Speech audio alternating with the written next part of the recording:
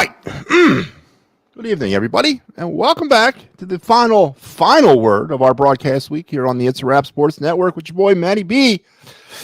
Once again on the call on this lovely Wednesday evening, the final day of April 2025, and the Phillies find themselves in a really interesting situation. They finish out the month of April 17-13, right? I mean, I know I can tell you exactly how they were in April, minus the 3 games they played in March. The Phillies were 14-12 in April. Not necessarily a record to write home about, especially for a team that's got World Series aspirations, but they did check my finish at 500 or better box, and they stayed relatively healthy. So all systems go, maybe. We'll continue the Phillies conversation. I'm going to be transparent about this. I did not watch the final. I was doing some things, so I missed the show. I'm sure I might go over some things Mike already talked about, but I'm sure not quite. Mike didn't talk about him like I'll talk about him. So if there's some redundancy here, I do apologize. We're going to get into Phillies talk. We're going to do our night in Philadelphia sports history, our card review, our of the night segment, and yes, Eagles talk. We're going to talk about a topic that has been near and dear to my heart over the past few days, especially since the draft has wrapped. And that question is this: are the Philadelphia Eagles on paper better than the team that walked off the field in New Orleans today? And if not, why? And if they are, why? So we'll break ground on that as we're getting closer and closer every day to the start of the 2025 NFL season. Schedule release on May 14th. So we'll know exactly when they're playing the opponents that we already know they're playing. And based on the opponents, and we'll review the schedule once again. We'll review the opponent's schedule. It's not going to be easy in 2025. And are the Eagles as good as they were, if better, when they got off the field in New Orleans today? I think it's an interesting topic that not many people, some people are thinking about it, and some people are talking about it. Most people are not talking about it rationally. Most people are not talking about it, with the truth behind them. They're talking about it with green sunglasses on and sipping Homerade and all that. They're not actually focused on, I think, the reality of what this football team might look like in 2025.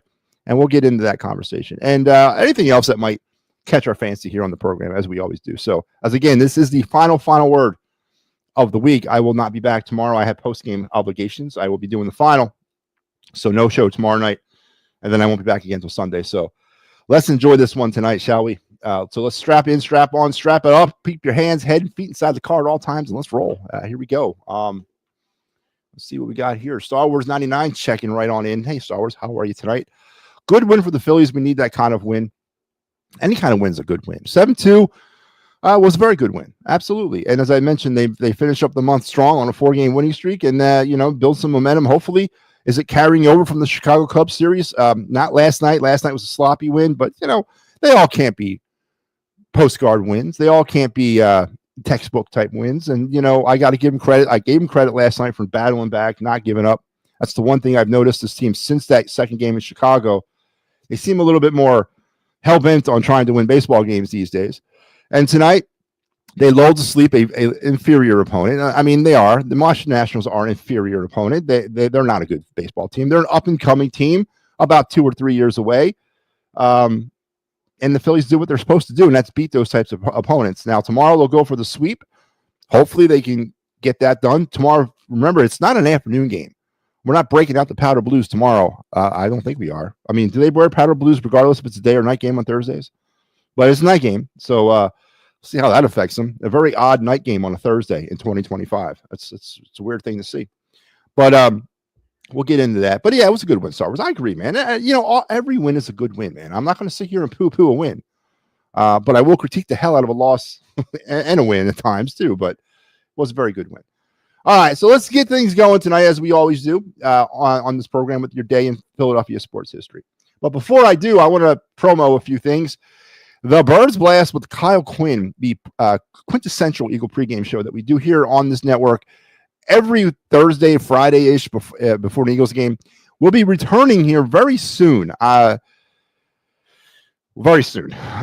We're working some things out right now, but we're going to do a free agency wrap. We're going to do a draft wrap show. We're going to sort of get things going for 2025. Kyle and I will get things rolling here soon, very, very, very soon. So be on the lookout for that, as that will be in a store near you very shortly.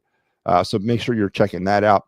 And of course, the Fight's Final tomorrow night. Aforementioned, I have the call, so I'll be back with you, bringing my 9-2 record to bear through 30 games. 9-2 as your host of the Fight's Final through 30 games. And none one of those yahoos that also work on this show can even come close to me right now. They can't even touch me. That's how far ahead I am in this thing. So I'll be back tomorrow night, hopefully taking it to double digits at 10-2. And then on Sunday, the big show, man, the big return of the PNM and the AM program to the airwaves, exclusively here on the It's a Wrap Sports Network. That's right. You'll not be able to find this show anywhere but here. I don't know how you take that or how I take that, but it's going to be coming back, and it's going to be coming back in all its glory starting on Sunday mornings at 9:00. Join Pat, Mike, and Big Al producing as they will spin their own little brand of Philadelphia sports on you. And Sundays will never be the same, or Sunday mornings will never be the same. Just like your Thursday nights won't be the same after you start watching some attacking third. You might become a soccer person. If you're not into soccer, I highly suggest, and you want to get into soccer, I highly suggest you checking out this program, because it'll fix you. It'll get you hooked. And I don't know two better people more equipped to talk about the Union than Pat and Steve, because I know nothing about the Union. And if I knew a fraction of what they knew, I still wouldn't know anything. So they will have you on every Thursday night. It's at 9 p.m. here on the It's a Wrap Sports Network. So, all right, there you go. That was all the procedural stuff out of the way. Let's get into your night in Philadelphia sports history. Let's go all the way back to the year, 1887. That's right, 1887. We're going to take a trip in the time machine back to 1887. And no, before I start this, I want to again tell you that I don't have firsthand knowledge of this. I was not present. I was not standing on the streets of Philadelphia with my shine box. I wasn't doing any of that. All right. But this happened on this day in 1887.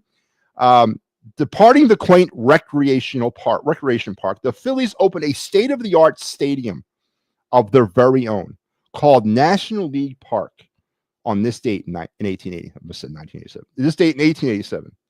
The park, eventually known as the Baker Bowl, which it would be that would be its later name, pioneered the brick exterior construction style to which most new stadiums, including the Bank, pay homage to this day. The Bank, PNC, Camden Yards, they all kind of incorporate this brick exterior. It gives it an old school feel to it, and I think it works perfectly. And again, I don't have first knowledge of 1887 by saying, hey, that looks good and that will work, over 130 years from now. I wasn't there for that. The interior decorating, however, is what interested most National League hitters. Baker Bowl was a classic bandbox featuring a 40-foot tall right field wall, just 280 feet from home plate. So the wall was 280 feet from home plate. I want you to let that sink in. 280 feet. So most Little League parks that are enclosed that have walls that you can hit a home run over are 200 feet. I mean, come on, man. So this was only 80 feet longer than basically your standard Little League field in 2025. Amazing. I guess the 40-foot wall was the extra height you had to get through. Although it didn't always provide a strong home field advantage, the Phillies finished higher than third place just 6 times in the Baker Bowl's history. Prime example was the 1930 Phillies slugging away at the then deteriorating Baker Bowl, scored a franchise record 944 runs while hitting 315 as a team. The team finished dead last. And although the league as a whole hit an unfathomable 296 that season, Baker Bowl was still in a category of its own. So happy Baker Bowl Day on this day in 1887. The Baker Bowl was opened. And no, I was not there. I have to constantly say that to you guys because I don't want to be characterized. I know I'm old as it is. Don't make me any older than I want to be. So there you go. The start of the Baker Bowl on this day in 1887. That's some rousing stuff. So I guess a perfect segue. Let's talk some Eagles, or not talk some Eagles. Talk some Phillies tonight. 7-2. Christopher Sanchez, 5 innings of work.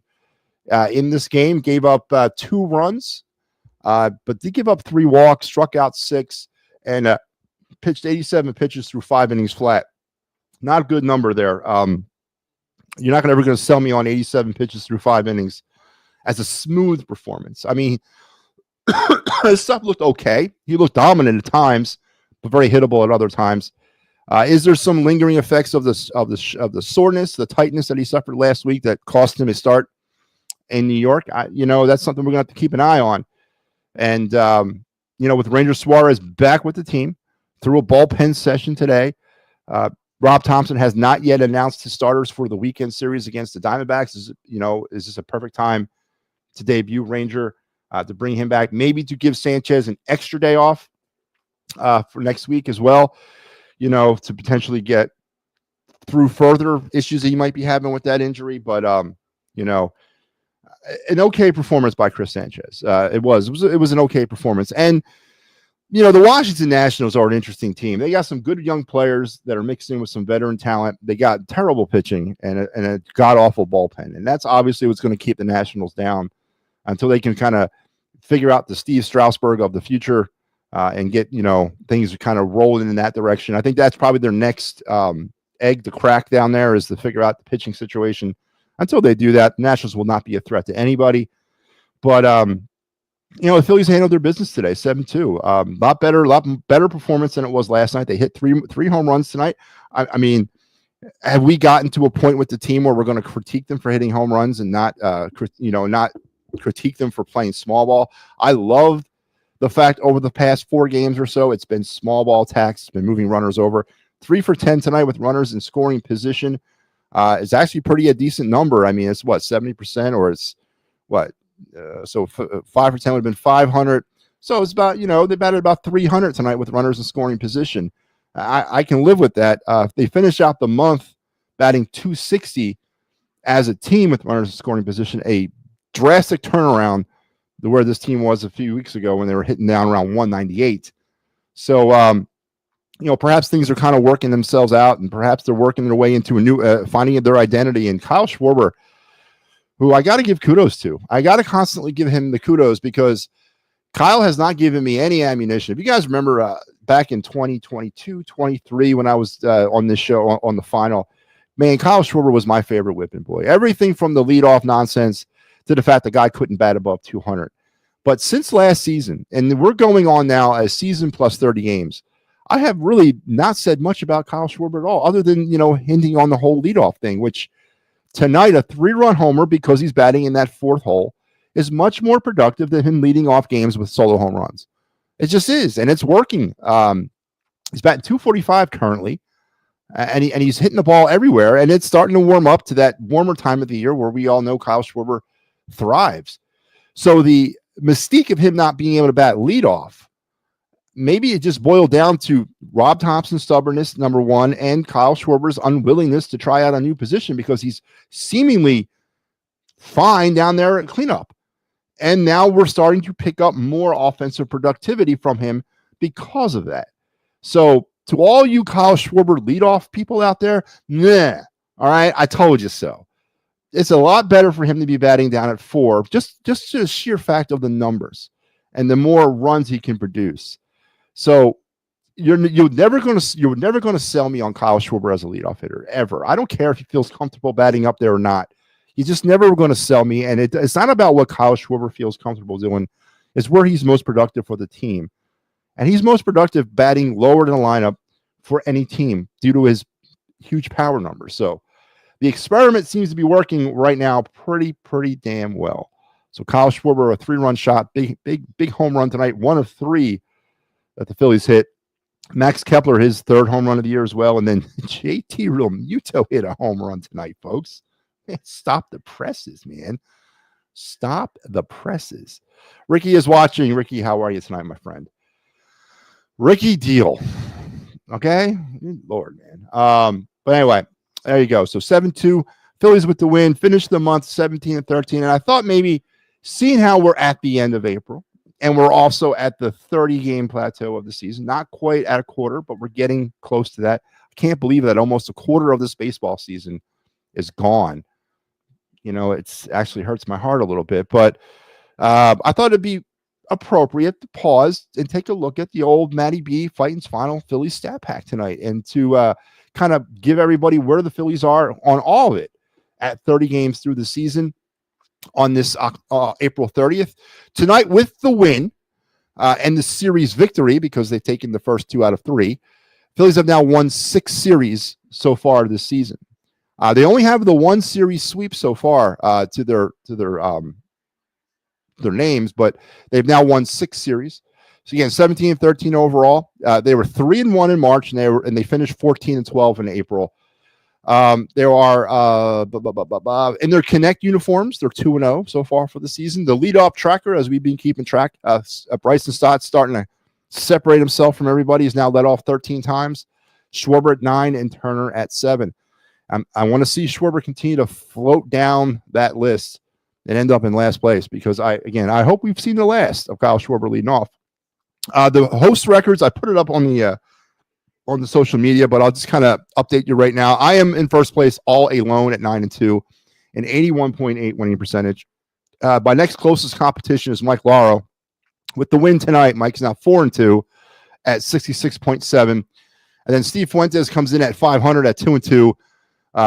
Big Al at 1-3 at 25%, and bringing up the rear, Pat Bernard is his illustrious 0-1 and a 0 winning percentage as your host.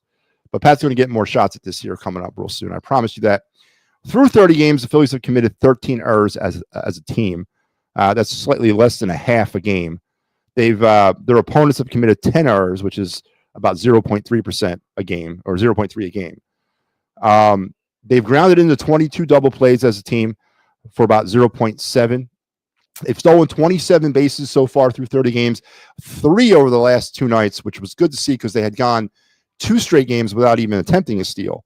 But over the last 2 games, they've stolen 3 bases, 27 steals for the season at 0.9, so around 1 a game. And they've given up 21 stolen bases, which that number has sort of regulated because it was getting out of control. If you guys remember early in the season, everybody and their mother was running on JT Realmuto successfully. But they've kind of gotten that under control. Only 21 so far given up through 30 games for about 0.7. This is where the numbers, and this number is improving too. 5 home runs now over the last 2 games. And I would much rather the small ball Phillies. I would. I ain't gonna sit here and lie to you anymore. I'm not falling victim to the bells and whistles and the flashiness of home runs anymore. I want this team to hit the ball on the ground. I want them to hit line drives. I want them to move runners along. I want them to play old-fashioned baseball. But if it's just to get this number back even or slightly above their opponents, then fine. But right now, the Phillies are still being out-homered 33-27. So the Phillies as a team have hit 27. That's less than 1 a game. And they've given up 33. Their pitching staff has. That's over 1 a game. So that number needs to – that's been a problem all year. And it really kind of dated back to the second half of last season. They've really been giving up a lot of home runs as a pitching staff over the last, 120 games or so. They really need to figure out try to keep the ball in the yard. Strikeouts, Phillies pitching has struck out 297 batters through 30 games. That's close to 10 a game. As a team, the Phillies have struck out 245 times. That's a little bit over 8 a game. I know it sounds weird for me to say this, but I'll take that. I'll take 8 strikeouts a game. I know Pete Rose is rolling around in his grave right now when I'm saying this, but I'll take the 8 strikeouts a game. It's a lot better than 9.5. It's a lot better than 10.3 that I've seen that number at before. 8 is actually really low for this team. 8.1 is really low, and I'll take that. As walks go, the Phillies pitchers have given up 90 walks through 30 games, 3 a game, and the Phillies have worked 124 walks as a team through 31 games. They're averaging over 4 walks a game as a team. So how does a team average 4 walks a game but strikes out 8 times a game? How does that friggin' work, man? I mean, what has happened to this game? The Phillies have given up, have hit 249 hits for 8.3 a game. They've given up 258 hits. That's numbers trending upwards. It's getting close to 9. The vaunted runners in scoring position, 72 for 276 for a 260 batting average, still 10 points off what I consider the major league minimum if you consider yourself a good team. All good teams should be batting around 270 or higher. The Phillies are batting 260, but seeing where this number was about a week, 10 days ago, where it was down to 198, I'll take the 260. They've had a resurgence over the past 10 games or so, and they're starting to actually drive runners in, which is good. And it still needs some work, and it still needs some cleaning up, but maybe we're trending in the right way. The Phillies have left 227 runners on base for 7.5 a game, and their opponents have left 215 for 7.1. So they're leaving more runners on base than their opponents. Again, another number that needs to be fixed. Runs, the Phillies have scored 132 runs for 4.4 piddly runs a game. That is a terrible number, indicative of the offensive struggles over the past 10 days as well, prior to them getting hot again. And they've given up 128 runs for about 4.2 a game. So that number is way too close to each other for my liking. That number needs to go up to 5 runs per game at a minimum. And then, you know what, we can keep it around 4.2, but that they got to start scoring more runs. But there you go. A detailed assumption or a detailed summary of the Phillies stat pack, or my stat pack that I keep on the Phillies throughout the season through 30 games, as we have reached a plateau in the Major League Baseball season. So I hope you guys enjoyed that. Joe House says, hey, what's up, Joe? Good Phillies win tonight. Ricky, it was a good win. Michael Papernick, good win. Absolutely good win. Joe House's great win. We've all are in the consensus that it was a good win. Absolutely. But not solid on the bullpen long term. No, as no roles and closer by committee has proven it does not work. I'm sorry, Joe. I'm sorry, Michael. Don't get mad at me. I don't know what's going on with your handwriting. Does not work. And Romano, Hernandez are still on this team. Yeah. I don't know if there's anybody east of the Mississippi that's been more outspoken against the bullpen without any roles. Anybody who believes that a bullpen that doesn't have roles can win a World Series is fooling themselves. Again, we talked about it last night. Pitchers are the most fickle creatures on the planet. Baseball is the most fickle game in the planet. It's all about repetition and routine. And, maybe a hardened veteran, maybe a guy that's been around for 8 or 9 years can go into a bullpen every day and say, you know what, let me throw the dice against the wall. And maybe it comes up craps and I get to go out and close tonight. Or maybe it doesn't. I have to go set up. Or maybe it doesn't. I have to go pitch in the 7th inning. Maybe a hardened veteran can thrive in that type of environment. I don't think they could, but maybe they probably have a better chance of thriving than a young rookie like a Ryan Kirkering or a young pitcher like Kirkering, who's like 23, 24 years old, who's still trying to find his footing in Major League Baseball. And now he's got to deal with, where am I going to go every night? Now I gotta kind of wrap my head around, okay, tonight I got to be a closer. Tomorrow I'm going to be the setup guy. The next day I'm going to be coming out in the 5th inning. It's suicide, man. It really is. It's suicide, and it's never going to work. Rob Thompson and the Phillies will never win a World Series with a bullpen with no roles. They never will, because, again, pitchers are creatures of habit. And what are some of the common threads that the Phillies teams, the 2 world championship teams of Phillies past have? Well, they have a defined closer on both those teams who are dominant. And what does the one team in 93 that almost won the World Series have? They had a defined closer who was not dominant, but at times he was. Tug McGraw in 80, Brad Lidge in 2008, and Mitch Williams in 93. These were 3 pitchers that knew every night what they were going to be doing, and they were going to be closers.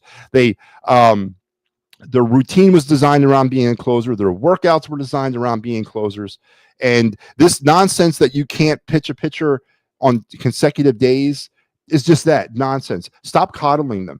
If you make Ryan Kirkering, for example, your closer, then get him into a gym so he can work out and become a closer. Now, I don't think it happens in season. I think you got to hey, listen, in September, October, you come back to spring training, be ready to be the closer. And then he can design a workout to help him be that closer. Help him be the guy that gets the ball every night or 4 times a week or whatever the case may be. But this notion that you got to coddle these pitchers, this notion that you got to coddle the arms, that they can't go back-to-back days, it's absolute ridiculous. And I know the pitchers of the past. I know the Nolan Ryans and the Steve Carltons out there and the Robin Roberts. I don't know, is he still alive? The Jim Bunnies. I don't think he's alive. But they're laughing to themselves the way these pitchers are being treated. When we did our my all-time Philly rotation, one of the things that I saw that blew my mind, I think it was Robin Roberts had like 165 complete games in his career. That I can't even fathom that, man. I couldn't fathom that in the era of baseball I grew up in, which was still in that era where pitchers pitched a lot. But kids today, they're not going to be able to do that. But why can't they do it? Because they're not trained to do it. There's more attention being paid to mechanics. There's more attention being paid to analytics. There's not enough attention being paid to actually developing these kids into pitchers, the throwers, and kids that can throw every day or every fifth day. And when they're out there for their fifth day, they can throw 100 pitches a game. You know what I'm saying? And it's hooey, man. It's absolute hooey what certain analytics and certain things have done to this sport. And it's taken away that one thing. And until the Phillies assign a role to their closers, until we can say, you're the closer, you're the setup guy, you're the seventh inning guy, and the rest of you, I guess we can maybe make a sixth inning guy, and then the rest of you are just what you are, long relievers, this team will not win a World Series. And I said it last year, I said it this year, and I'm going to keep saying it. Unless we have roles in this bullpen, we're not winning a World Series. And it's just the hard truth and reality to it. And it's bottom line, man. It's basic. It starts there. Would it kill him to make somebody the closer? Could we just start out with that? Kirkering, Rob Alvarado, one of you two are the closer. And everybody else, we'll work out as we go. But can we start with the closer? It's not going to work, Mike. I agree 100%. Phantoms lost 3-0. Yeah, I watched that game. That was not a fun game, boy. The Hershey Bears are the defending Calder Cup champions for a reason. They neutralized anything offensively for the Phantoms. And I'm not going to hang this on Cal either. Cal Peterson played pretty well, for a $5 million a year AHL goaltender. But the offense was just non-existent tonight for the Phantoms. And they're now down 1-0 in the second round of the Calder Cup playoffs to the Hershey Bears. MLB players are the most superstitious. Yes. And is that being lost? Does modern technology and modern science and modern coaching, have they lost that? Do we not pay attention to that anymore? Baseball players are the most superstitious people on the earth, and then the pitchers are uber superstitious. They got to know from the minute they wake up what their routine is. I mean, human beings to a certain extent need to know that. Pitchers need to know when they get to the ballpark, I'm going to be the closer tonight. I'm preparing from the time that I wake up in the morning to the time I go to bed at night to be a closer. It's a whole other mindset. It's a whole other workout. It's a whole other routine. Ask some of the great closers of yesterday. And I'm guarantee you they're going to tell you it was different because most of them started out as starters and then were converted at one point. And they had to switch their entire program around in order to be comfortable as closers. I'm not asking you to give Kirkering the ball tomorrow and say, hey, kid, guess what? Sink or swim time. You're the closer. We've gone beyond that for this year. We can't. There's nothing we can do now. I don't think we can. Maybe we could, but the optimal time to do this stuff is in the fall when you have the entire offseason ahead of you to convert somebody into that role. And the fact that it's lost on Rob Thompson, completely lost on him. He doesn't give a rat's rear about roles in a bullpen. It just makes me mad. It really does. Phillies closet in 83 was Al Holland, 25 saves. Yes, he was. And then in 87, it was Steve Bedrosian. And we can go down the list. What was the best Phillies closer of all time? Best Phillies closer of all time. I think I had it on my all Phillies roster. I believe I picked Bedrosian purely for the fact that he's the only closer in Phillies history ever to win the Cy Young Award. And when you're a closer and you win Cy Young, man, that's pretty special. So I think I went with Bedrosian because of that. But Al Holland was effective. Again, another pennant-winning year.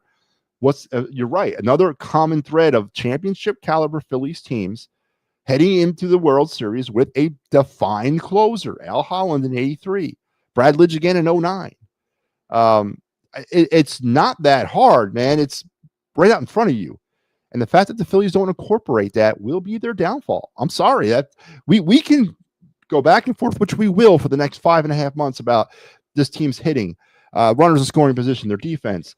Why the hell is Johan Rojas still playing on this team? We'll go back and forth over this stuff over 1,000 times. But the core of this lies at the bullpen. The core of this lies at the bullpen with no roles will never succeed. And when it comes down to it, when we need them, when we need that defined role, when we need that guy that's already been out there 47, 48 times as the closer to step into the breach on game 6 of the NLCS with the season or the game on the line, I guess it would be the game on the line because he's the closer.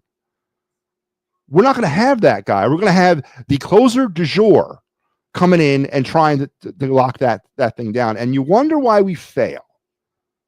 I'm just saying, man, it's basic stuff. It's basic baseball 101. It's a baseball-ism. If Nolan Ryan pitched today only 4 innings, he would pitch for 30. You ain't kidding, Mike. You ain't absolutely kidding. If they were coddled, if Ryan, Carlton, Clemens, I mean, if these guys were coddled the way these pitchers are, maybe Steve Carlton will still be in the league. I mean, I just don't get it, man. And it cheapens the to me at least, it cheapens the honors that they get.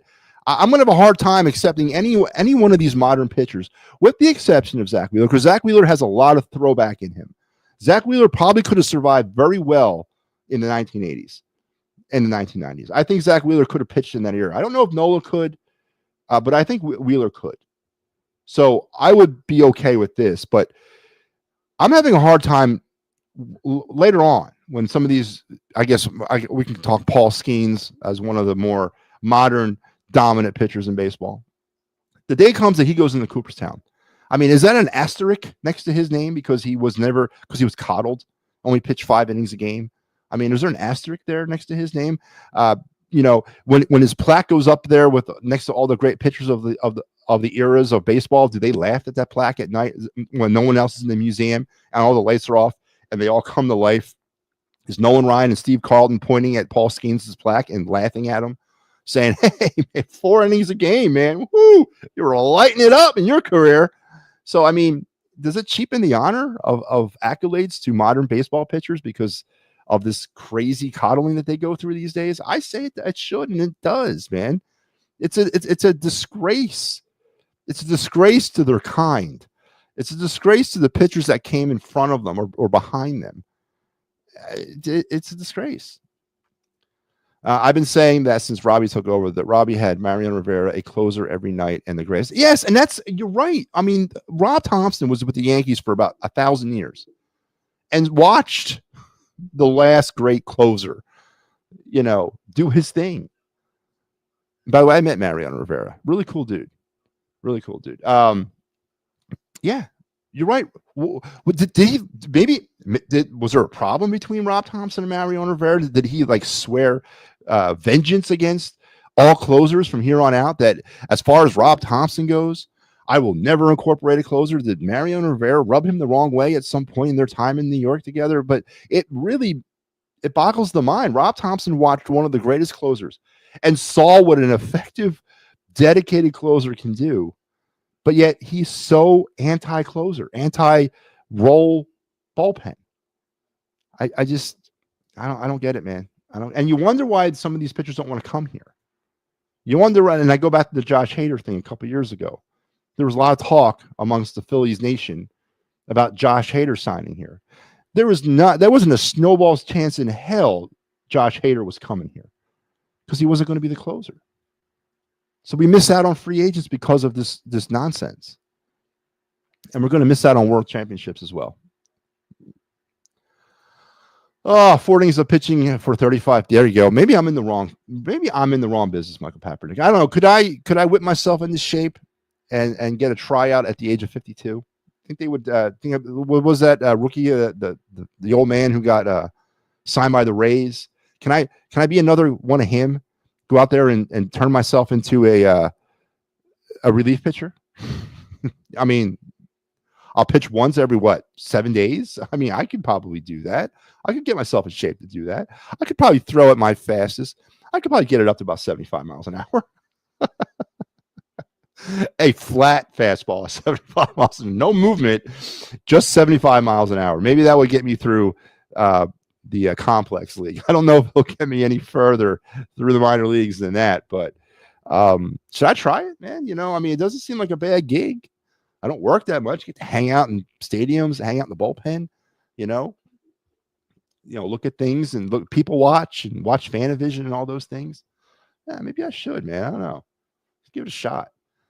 So the Phillies do get the win, and then we went over some of the numbers. So 30 games into this season, 30 games, we're sitting at, was it about 4.5 games, 5, or was it 4, 3.5, something like that, out of first place. Mets are off to a really good start. Braves are off to a bad start. Phillies are off to a Phillies start. The Nationals are the Nationals, and the Marlins are the Marlins. And the NL East is sort of shaping out to what it's going to be this season, a 3-team race. The Braves will get back in this. And the Mets, are they going to Met? That starting pitching, again, we'll go back to pitching, is not the best. That offense is scary as hell. I think that's a better offense than the Phillies have. But it's good to see it, 30 games in. I mean, we can kind of start settling in right now. May in the MattyB baseball calendar is the month of momentum. May is for momentum, everybody. Say it with me. May is for momentum. We take what we got started in April, in this case would be over 500, relatively healthy, and we start building upon that. I don't think I would accept a 14-12 May. May's got to be better. May has got to be at least 10 games over 500, maybe 15 for a World Series contending team. This is the month in May where you start to not pull away, but separate a little bit from the rest. And then June is when you start pulling away. Now it doesn't necessarily always work that way. It didn't work that way for the Phillies in 2022. May was ungodly bad, like 8-19 or something like that. May was, matter of fact, up to last season, 2024, the Phillies have had terrible Mays. And just to kind of give you an idea how terrible, let's take a look at the numbers. So in 2022, in the month of May, the Phillies were, I don't have it here. Why don't I have May's 2022? I don't have 2022 for May. I have it for 23. Good God, man. 2023, they were 10-16. I think in 2022, they were like 8-19. They had a bad May. They really did. That was like kind of the month that got Joe Girardi fired. Matter of fact, exactly the month that got him fired because they ended up canning him on May 30th. So I think they were like 8-19 in 2022. Last year, a stupendous May to go along with a stupendous April. Last year's May, they were 20-7. Am I asking for a 20-7? That'd be great. I don't know if that's going to happen. But something around 20-10, maybe 20. I'll accept 20-14, 20-12, somewhere in there, But May has not been good for them over the last 2 years prior to last season. So what can they do with the month of May? And that's going to go a long way, I think, in deciding not only Rob Thompson's future with this team, and that's another point, is that if the Phillies do go through a 14-12 May, if they struggle their way through the month of May, are we talking a new manager at this point a month from now? And is Rob Thompson on his last 30 days as the Phillies manager if they can't figure this stuff out? Could we go through another, kind of a patch of road that we went through in April where we couldn't get out of our own way? Do we do that? And does Rob Thompson survive? Now, I know Michael Papernick is hoping to God that we do, and he doesn't. And I'm in a lot of ways, I'm hoping too, because I'm not believing in what's happening. But we got to try to stay out of a bad May. Got to try to stay out of it. Dabrowski is allowing Robbie to use closer by committee. He is also fought. Yeah, well, he's the manager, and but yeah, you're right. He's condoning it. I'll never forget when they brought Estevez over here last year. And I remember when I heard about the trade, I was like, whoa, why are we bringing a closer here? Why would we bring a closer here? We're going to screw him up. We're going to get his electrodes all crossed because we're going to ask him not to be a closer. We're going to ask him to be a setup guy. We're going to ask him to be a seventh inning guy at times. And Dombrowski said as much when we brought him here. He said, and I'll never forget the press conference. I can see it in my mind like it was yesterday. About, we brought Estevez over here. He's a closer with the Angels. We're going to ask him to do other things here, but that's okay. That's what he said. Obviously, it wasn't because it didn't really work out.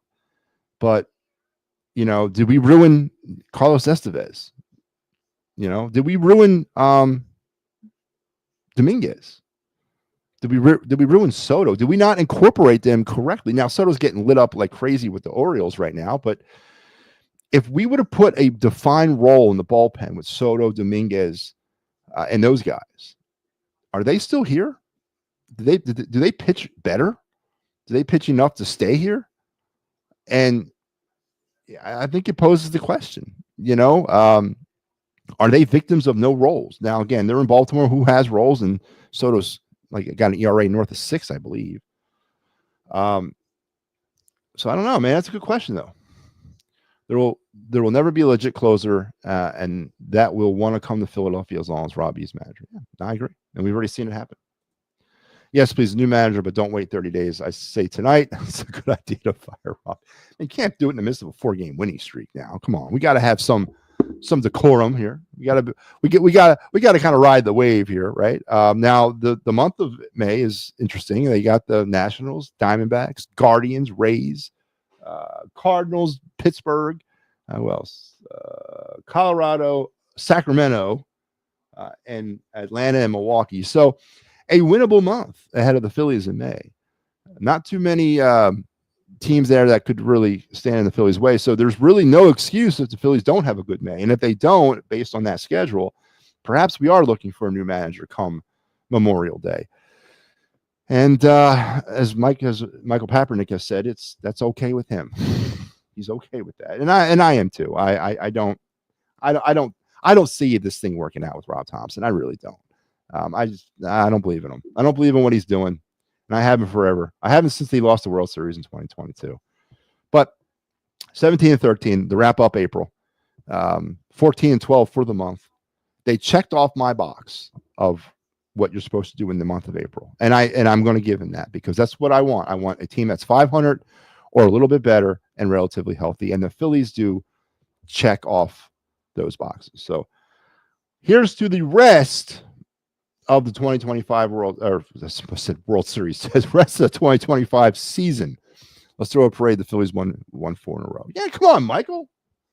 Listen, we got to be happy about that, right? At the end of the day, we want the Phillies to win. We may not believe in certain forces that are driving the train. And trust me, Michael, I know exactly how you feel, man.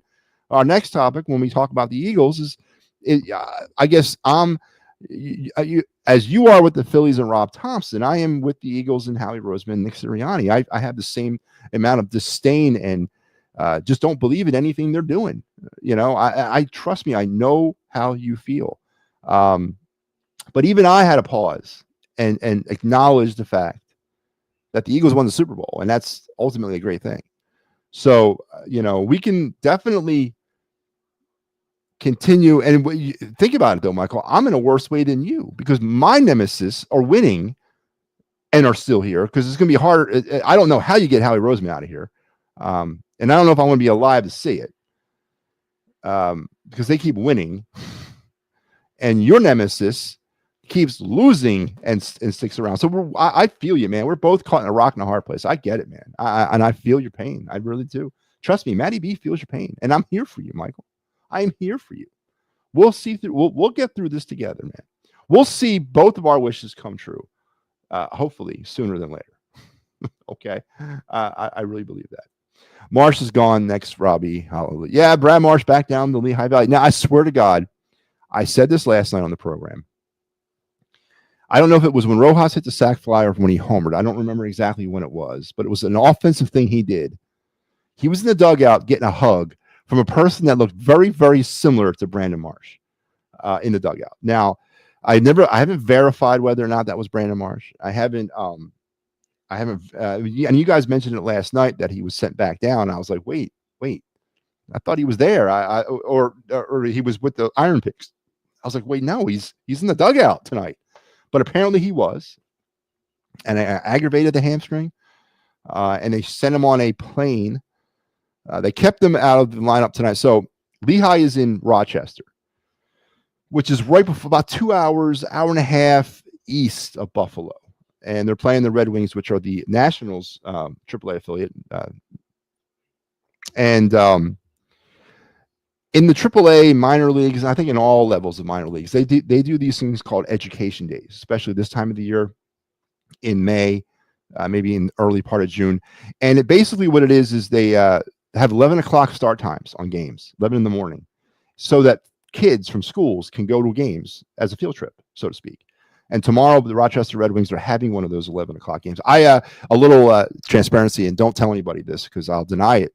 I work for the Syracuse Mets on game day operations. I do some work for them for some of their home games, and we have an 11 o'clock game coming up. We have 2 games next week coming up as part of the Education Day thing. So again, I'll deny that I work for the Syracuse Mets, that I'm affiliated in any way with the New York Mets. I'll deny that till I die, but I do. And so they kept Marsh out of the lineup tonight, and they got him out to Rochester sometime this afternoon so he can be in the lineup tomorrow. So Brandon Marsh will be back in the lineup for the Iron Pigs tomorrow. So, but there you go.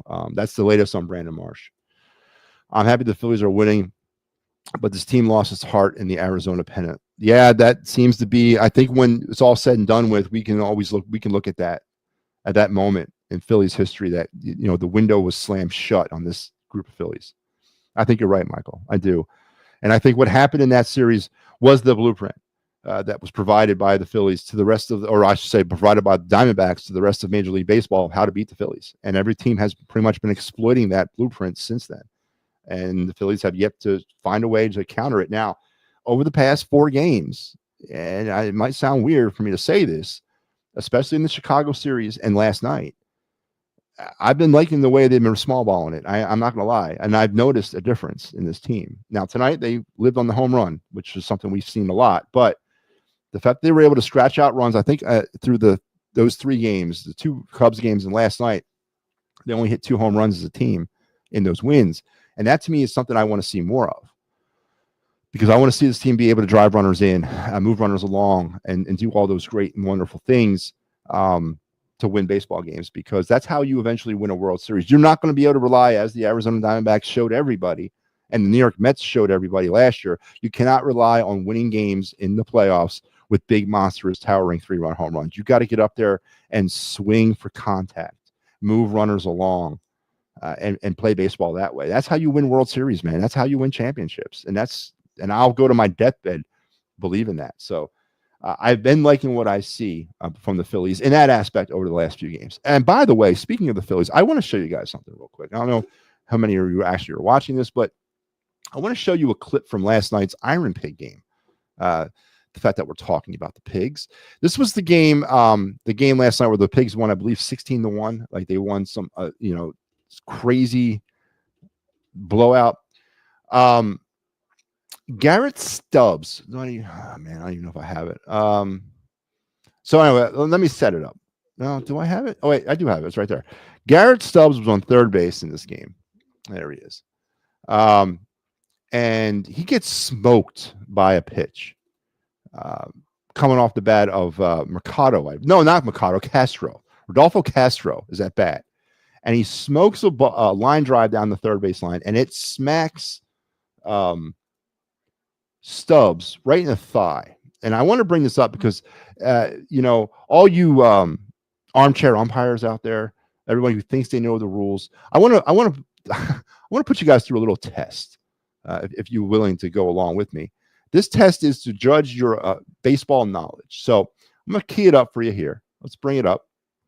So there it is. So let's set this up. So there's Rodolfo Castro at the plate. He is at bat right now. I don't know who I think 39. Is that Mercado 39 on second base? But Stubbs is standing down on third base, and he's leading off third base. And he gets, and I'm going to let it roll here. I'm going to play it slow. I'm going to let it roll. Here we go. Here comes the pitch. Damn, I ain't kidding. That's slow. Wow. That's way too slow. Let's speed this bad boy up. All right, so here we go. So here comes the pitch. There goes the line drive, and boom. Look at it. Gets Stubbs right there in the fleshy part of the thigh. He goes down in a heap. Stubbs actually stays in the game. He's able to continue on, stay in the game. He plays 2 more innings, and then he's actually lifted. But I think he was lifted more because it was a blowout. It was 7-1 at this point. It got worse for the Red Wings as the game wore on. But and I believe Stubbs was back in the lineup tonight. Anyway, The question I have for you armchair umpires is, what do you have with this? What's the ruling here? Is Stubbs out? Is he safe? Is there a foul ball, dead ball? What's the ruling you have on this? Because there's a ruling here, and there's a precedent set for this. This is an actual rule interpretation of what happened to Garrett Stubbs. And I'm interested to know what you guys got, because I put this out on Twitter this afternoon, and I got no takers on this at all. Nobody wanted to give me give a shot at this, and I kind of thought it was pretty funny that nobody wants to test their knowledge. I'll give you guys about 10 seconds, and then I'll reveal what I got. So, old habits are hard to break. Just throw the junk at the Phillies and they will swing. Absolutely 100%, Michael. I agree. And again, that was the blueprint that the Diamondbacks provided Major League Baseball last year or 2 years ago by beating the Phillies, that they are going to overswing, overcompensate, swing for defenses, and not try to move runners along like they're supposed to and like they were taught. But okay, none of you are going to answer. So let's go. I'm sorry, what did I just do there? All right, let's bring this thing up, and I will give you the rule interpretation, because I'm a nerd when it comes to this type of stuff. And I actually, part of the reason why I'm putting this up here is because I was actually wrong. I got this all wrong, and I was like, wait, no, that's not right. And then I figured it out. But let's roll it again, and let's replay it. Again, Stubbs on third. Now, he is leading off third base in foul territory. It's a key piece of information here. So he's in foul territory, and he gets, again, lammed right there. Now, let's stop it here. So the ruling is very safely the ball is a foul ball. That's the ruling. And the reason why it's because Stubbs is in foul territory, and he's protected by getting hit by a hit ball in foul territory. So it's a foul ball. So it's a strike on the batter, and Stubbs is safe. Stubbs can go back to third. Now, there's a couple things about this rule that are different than typical fair foul balls. Typically in baseball, the relationship of the runner or the fielder or the player has no bearing on whether or not a ball is fair or foul, because it's all about where the ball is. But in this case, because Stubbs was standing in foul territory and was struck by the ball, it is a foul ball. Because we can't judge whether or not this ball would have been foul or fair, because it hit Stubbs prior to going across third base. So you can't say the ball was foul or fair. You just got to say it's a live ball that struck a batter or struck a batter runner, or R. I guess Stubbs is R2 here. Struck R2. No, he's R1. He's R1. Struck R1 in foul territory. Thus, it's a dead ball, and it's a strike is assessed to the batter. Now, there is the rule about when batted balls hit runners in fair territory. So, for example, say Stubbs would have been standing on third base and got hit by that ball. Stubbs is out. Stubbs would have been ruled out because Stubbs is in fair territory and being struck by a batted ball. Standing on a base does not protect you from being hit by a batted ball. What protects you as a runner from getting hit by a batted ball is in foul territory or being in front of being behind the fielders. Because the rule in baseball is once a batted ball passes a fielder other than the pitcher, it doesn't matter if it hits the runner. So in this rule, in this interpretation of the rule, Stubbs is safe because he was in foul territory. So I thought that was interesting. I'm a nerd like that. Sorry to bother you about that, but I just wanted to kind of bring that up because that's how I get through the day. I break down rules. I take baseball scenarios from all over, every level of baseball, and I apply rules to them because I have no life. All right. So that's going to do it for our Phillies conversation. Let's transition a little bit to the Eagles. I mentioned this at the top of the show. Coming up very soon, the return of the Birds Blast with Kyle Quinn, the quintessential Eagle pregame show. So this is how this thing works. Me and Kyle will be getting together, and this is Kyle Quinn from WIP. He's the producer of the Midday Show on WIP. And I've been doing this show with Kyle for this season will be our 6th season doing this. And we've done it on different platforms under different names. This will be our 2nd season or 3rd season doing the Birds Blast. No, 2nd. Is this our 2nd or 3rd as the Birds Blast? I think it's our 3rd. 2nd or 3rd? I don't remember. Anyway, it's our 6th overall. And how we do this is every Thursday or Friday or Saturday, somewhere in there, during the football season, me and Kyle will come on and we'll break down the game that was, and we'll break down the game that's coming up. During the off season, like we had our final show this year was right after the Super Bowl, and we kind of broke for the season. But during the off season, we come back after the draft and after free agency is completed, and we kind of break down what we thought, how the Eagles did both free agency and the draft. Then we'll break again, and we'll come back at the end of August, and we'll do our season premiere spectacular show where we break down every team in the National Football League by record. We pick our winners of each division. We pick our teams that are going to come in last place of each division. We pick our wild cards, our championship game, our Super Bowl winners. And then we preview the upcoming Eagles game. And then we go back into our standard Eagle pregame format. So the free agency draft breakdown show is very close to happening within, I'd say, the next 48 hours. Be on the lookout for it. I'm still trying to pin him down with the schedule, but Kyle Quinn will be returning with me on the Birds Blast every Thursday, Friday, or Saturday during the football season, and we'll get things rolling here shortly with our free agency and our draft breakdown. And with that being said, with free agency and the draft being completed, real quickly, because I'm up against it a little bit, I don't want to go too long on this, but I want to leave some for Kyle here. I'm going to leave some meat on that bone. But when you look at this football team holistically and you look at what it takes to win a Super Bowl, and I'm not, and please, I'm putting aside the visceral disdain I have for Howie Roseman and the no confidence I have in Nick Sirianni and all that. I'm putting all that aside. And I'm looking at this thing strictly from a football standpoint. When you lose as much as the Eagles have lost in free agency, and here they are again, if you guys have forgotten who they are, here are the 6 main contributors we lost this free agent period. Now, of course, these are all defensive players. Oh, I'm sorry. There's all but one defensive player. Becton's there. When you lose the talent here, and again, I'm not a Darius Slay guy, but you can't deny what he did last year. I'm not a CJ, DJ, BJ, KJ guy, but you can't deny what he did. And Josh Sweat has been amazing since he's been here. Rodgers was really a good pickup by Howie as well. And then, of course, Milton Williams.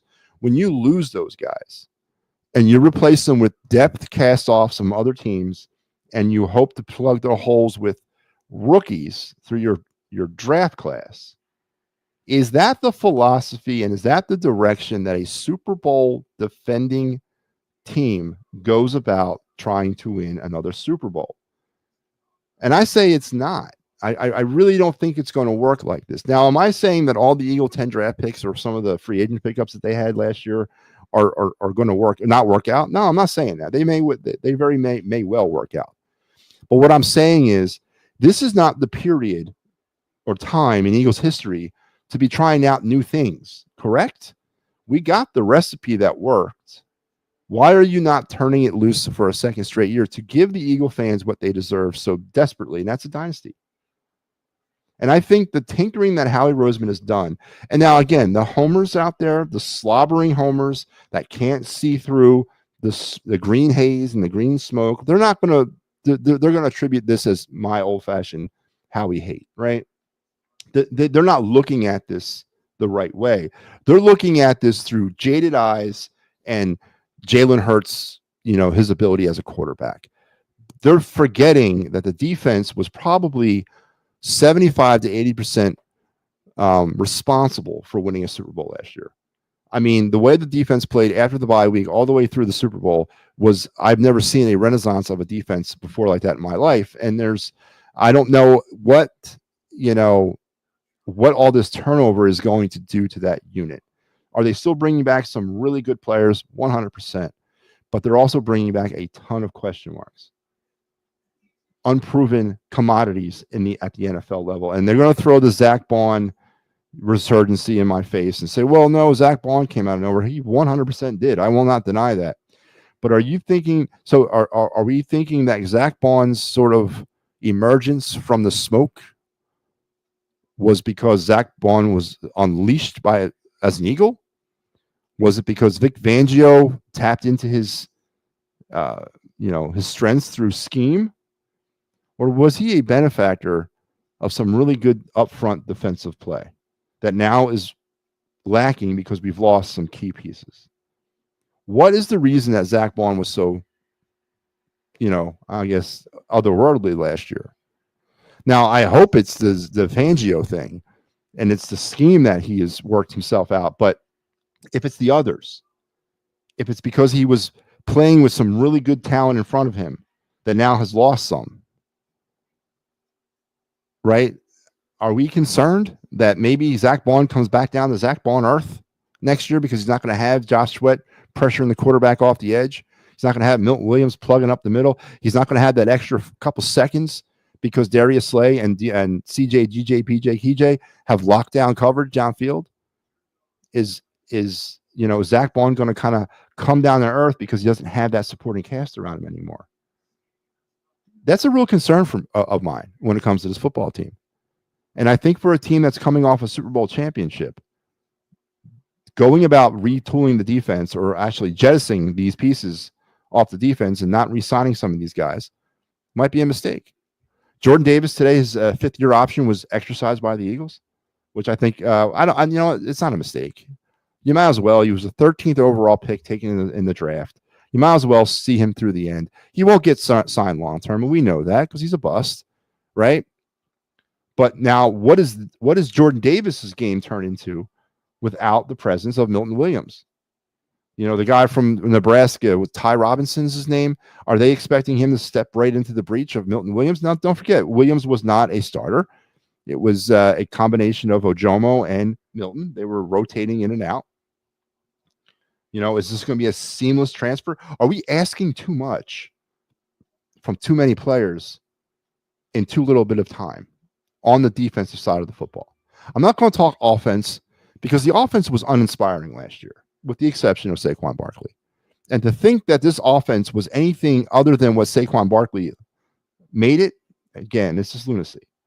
And to think that Jalen Hurts, a good above average game managing quarterback, I will give you that, is anything more than that, then it's just straight lunacy.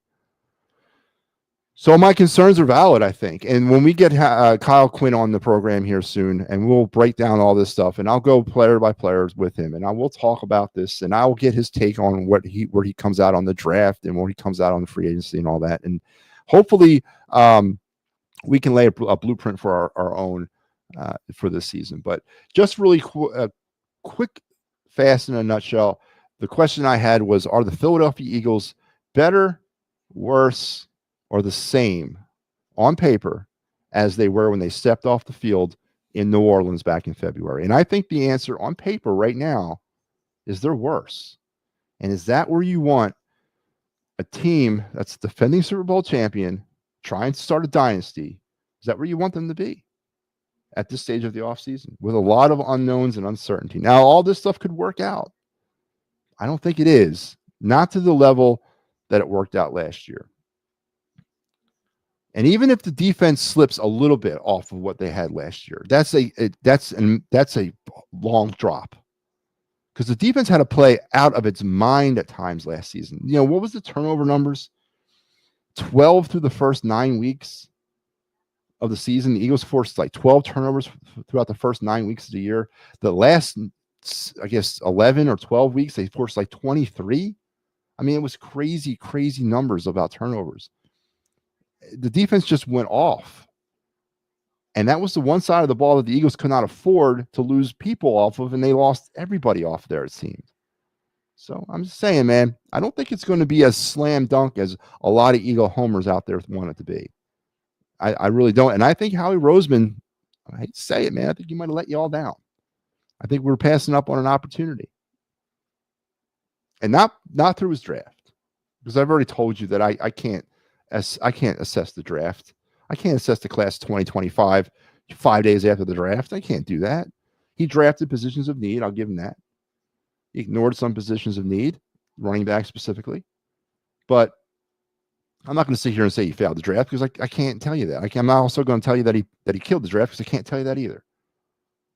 But I think he might have let you down on his pathway through free agency. And Jordan Davis, I think he's a no-brainer that they exercise his fifth year. Again, he's a bust at 13.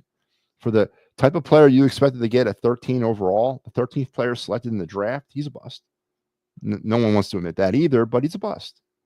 He is. Because he's not giving you the value that the 13th overall pick in the draft should give you. So that's just really quick, fast, and in a hurry about some Eagles breakdown. Let's get into our Of the Night segment here on the program.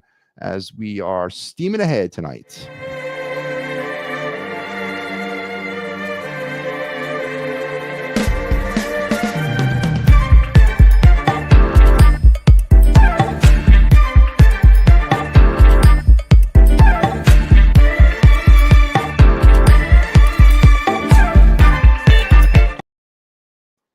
Yeah, the other night segment, we take some time and we look at the future all the way to the year 2000, folks, or in this case, 2025. A little draft preview of the NHL, MLB, some prospect looking at, and just have some fun with the trying to get to know some of these people that might one day, very soon, call Philadelphia their home in our other two sports, in baseball and hockey. So tonight we're going to go into the NHL draft as we are.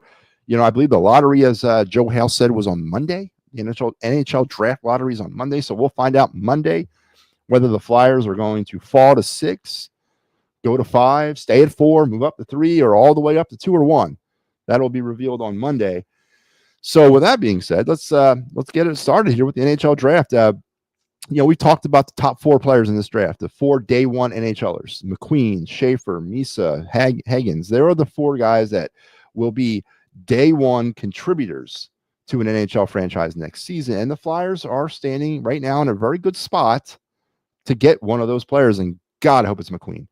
But there are some other players that are going to be available in this draft later on in the first round, where the Flyers have an abundance of picks, 2 more picks down there towards the bottom end of the first round. So, and this is one of the players that might be available there in the bottom part of the draft. And that's Cole McKinney, a centerman from the United States National Developmental Team of the USHL, 6 foot, 190-pound centerman. His production doesn't leap off the page, but he's a center who was called upon to play an important role on both special teams. Let me just rephrase that. Let me reread that. A center who was called upon to play an important role on both special teams. And let's reread it one more time. A center was called upon to play an important role on both special teams. The reason why I'm hitting on this is because where are we lacking? Where do we take took a significant downward spiral in the penalty kill this year? Went from like an 87% effective rate down to like a 79%. That was bad juju. Our power play last season, though, was better. It was better than it was the year before. We went up from 12.2 to 15.4. Still leaves a lot to be desired. Special teams is a need for this team. We fired Rocky Thompson. He's not coming back. So we're going to have to rebuild it all from the ground up and have a special team wizard or a special team specialist, maybe on your second power play unit, where McKinney would project to be a 3rd or 4th line centerman, not a day oneer. So that's something to also be kind of looking at. I envision Sean Couturier being down there on that 3rd line this year. I think that 3rd line should be Cates, Forrester, and Couturier. I think that's what the 3rd line should look like. And perhaps a place card holding position for young Cole McKinney if the Flyers were so inclined to hopefully take their second centerman in this draft in the first round, which let me rephrase that. I hope the hell we get Roger McQueen up there in the top part of this draft. If you guys remember what Eric Lindros looked like, the big 6 foot, 260-pound frame of him. Well, that's pretty much what McQueen is. If you ever looked at him. But down there at the bottom of the first round, Cole McKinney might be there, and the Flyers could be intrigued and could be inclined to take a second centerman. Again, I'm going to say this because I'm already counting on the fact that they're going to take a centerman with their top pick. Because if they don't, I'm going to be very upset. But if they have the opportunity down here at the bottom of the first round, Cole McKinney should be there, and could really help out this team in that special teams sort of quarterbacking role. So he counted upon to play an important role on both special teams and is credited for his well-rounded game on and off the puck. He's got above average skating tools and work ethic with an eager and involved approach and an ability to make plays when they're all there and execute. So Cole McKinney, the 6 foot, 190-pound centerman from the U.S. National Developmental Team that plays in the USHL.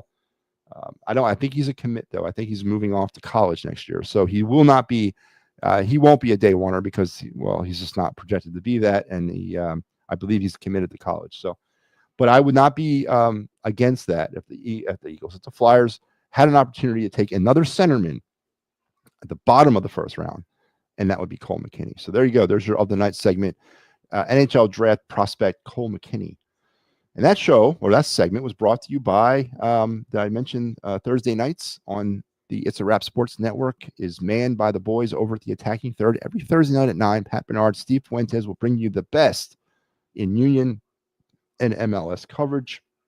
Make sure you tune in every Thursday night. Now let's get to my favorite part of the show every night.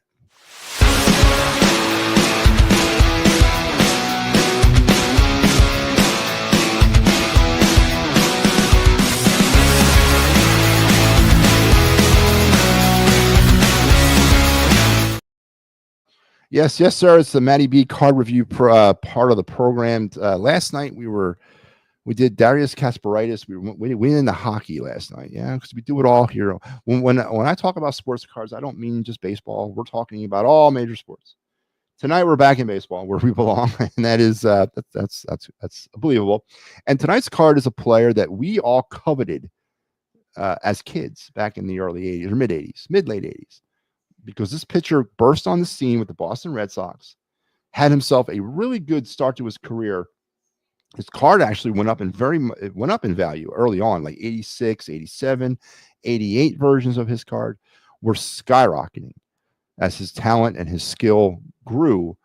But then just as quickly as he showed up, he disappeared and his career fell apart, and he ended up flaming out of baseball in the early 90s.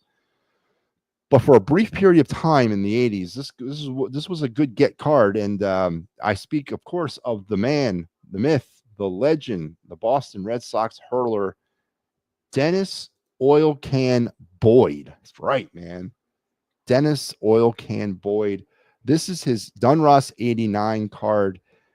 You know my feelings about Donruss when it comes to baseball cards. They are the poor man's baseball card company. And the 89 Donruss were a no-frills. I don't know who designed these borders. I don't know if they were trying to take a play off the 87 tops with the wood paneling.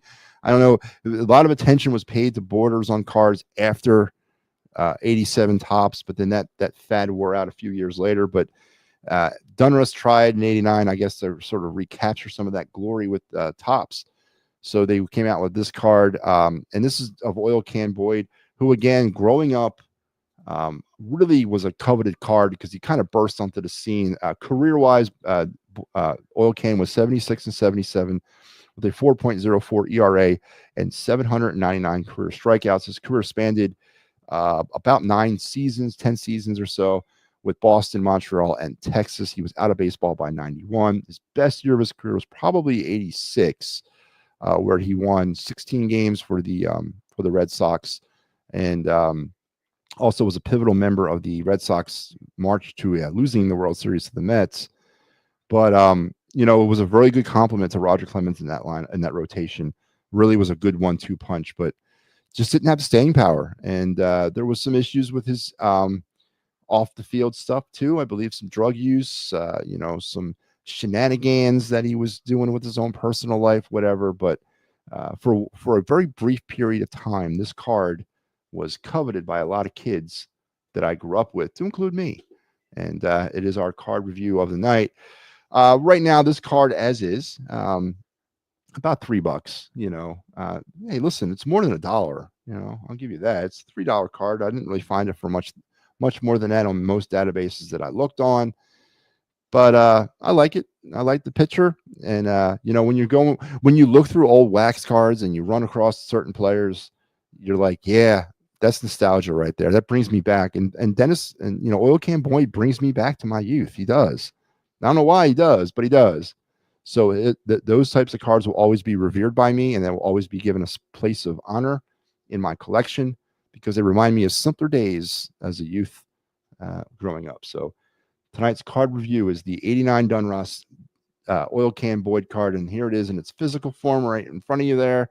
Again, here is the front and the back. Just a real no-frills card from Donruss. There's a reason why they don't do baseball cards anymore, and this is it right here. This is one of the reasons.